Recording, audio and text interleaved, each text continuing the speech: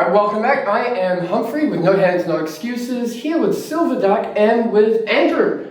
Andrew, hi, welcome. Hi. Here at Armageddon Expo in New Zealand. Exactly. All the way from where? Well, I'm American, but I'm living in South America and Peru right now. It was a little closer for me to come while I'm living there, because I could just fly down around the Pacific. So instead of from the US, it's crazy long distance. So. And you're here at Armageddon with your comic art? Mm-hmm. Tell us about that. Well, I'm mostly known as a Transformers artist. I've done a variety of other things, but I always seem to come back to Transformers. That's what I'm most known for. That's what I kind of get invited to these things for, because everyone, knows that around the world. So I've been doing it for about 10 years now. That's what I'm here for. It's amazing. Do you have a preferred sort of era of the Transformers universe that you Well, like? I grew up with the original G1 ones that came out in the 80s, Yeah. so I was a kid. I was a perfect age when those came out. And I've kind of gotten in and out of it over the years as I grew up and got into other things, and when they were announcing the new live action movies back in like 2007, I kind of got back into it and followed up on what had been going on, and just started drawing them again. And how many things Michael Bay had blown up? Yeah. Once the movies came out, I wasn't the biggest fan of them, to be honest, but just hearing that they were coming out and stuff, and it kind of got me interested into it again.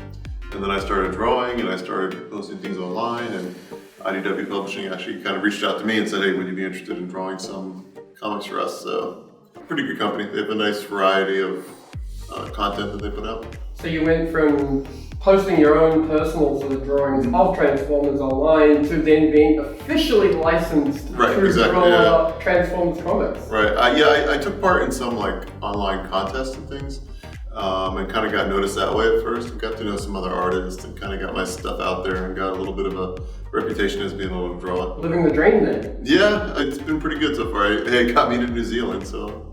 It's your first time here? First time ever, yeah.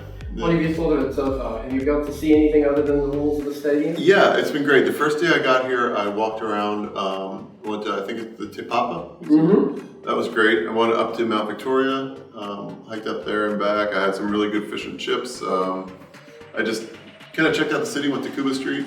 I'm not sure if you guys say Cuba or Cuba, but Cuba. Yeah, Cuba. Usually, that's because we're uneducated in the ways of the Spanish language. So yeah, I walked around there, checked out some record shops and a good comic book store, and just enjoyed the city. Yeah. It finally stopped raining, so that was nice.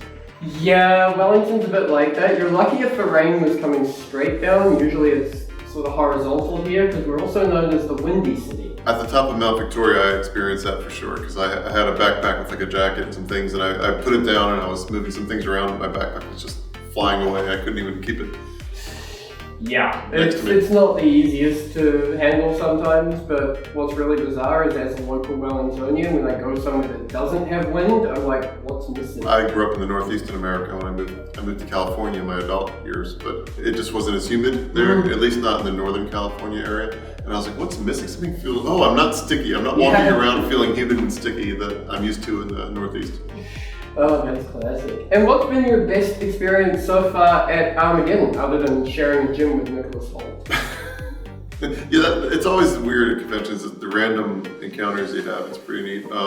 Just the fans, I think that there've been a lot of fans coming up that are really excited to see me here and have a lot of interest in what I have out to sell and things. So it's just nice to interact with the new fans and meet people like yourselves too that I never would have met otherwise. So it's so cool. Yeah. I really appreciate that you reached out and absolutely. That you were happy to come and hang out with us. We love talking to people, so it's awesome. Right.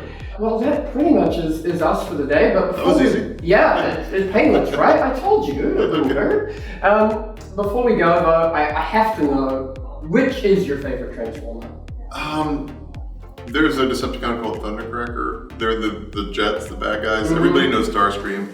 But to me, he was always kind of one-dimensional, because he was always going to betray Megatron, always going to be, you just didn't know what's coming. So and that voice.